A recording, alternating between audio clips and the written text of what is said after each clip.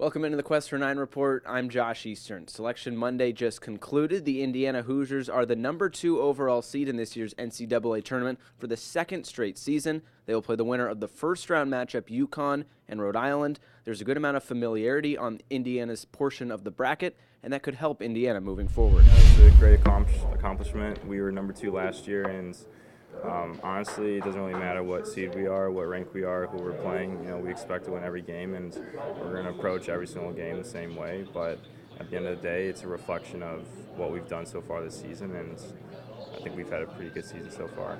Obviously, every side of the bracket's good this time of year, and I think it's just taking it one game at a time.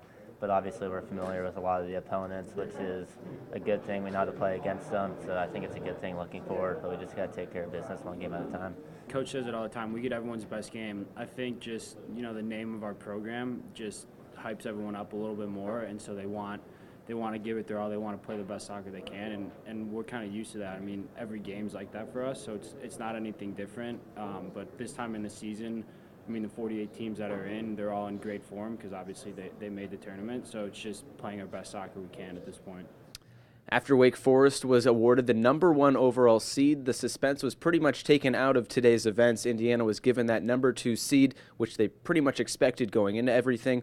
Denver is the number 15 seed, the other seeded team in Indiana's portion of the bracket. And moving forward, there's a lot of familiarity in the bracket. This group, when the brackets come up, they've done such a good job of managing the next challenge that all they were really looking for was just that next game, and obviously that's UConn and Rhode Island. Other than that, it's just all speculation. So we'll get ready for them. We've played one of those teams, really good side with UConn. Thought they were one of the better teams we faced talent-wise. So that will be a great challenge if they were to advance. But I've heard a lot of good things about Rhode Island. Haven't seen them much. But every game, there's a lot of good teams not in this tournament. A lot of good teams that you flip 6-8 of these teams out, and it could equally be as strong. So, we never take for granted getting this opportunity to be in the tournament because some story programs are not playing next week, and we certainly are. So we're proud of that.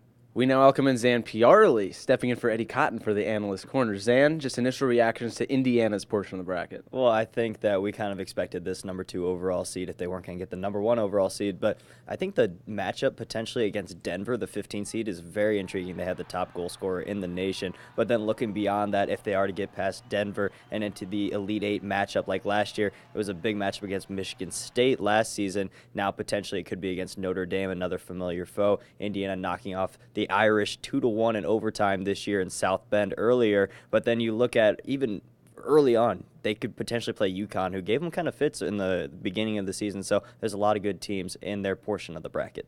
And Indiana's portion is very interesting, but looking at the grand scheme of things, there's some very juicy matchups in the rest of the bracket. Yeah, I think the one that I'm kind of keying in on is the potentially Wake Forest against Stanford. That's going to be quite something because obviously Stanford going to the College Cup, winning it, beating Indiana last year, but Wake Forest is the number 1 overall seed this season. So it's going to be really interesting. Stanford, they always kind of start out really slow, hit their stride in the NCAA tournament. We could see that again with the Cardinal and potentially seeing them in Santa Barbara. Yeah, they're going for 4 straight years of national titles. That is pretty much unheard of in any sport. But that's going to do it for the Quest for 9 report. The Hoosiers will be in action on Sunday against Rhode Island or UConn. Stay locked on the Hoosier Network. We'll have content all week leading up to Indiana's second-round matchup.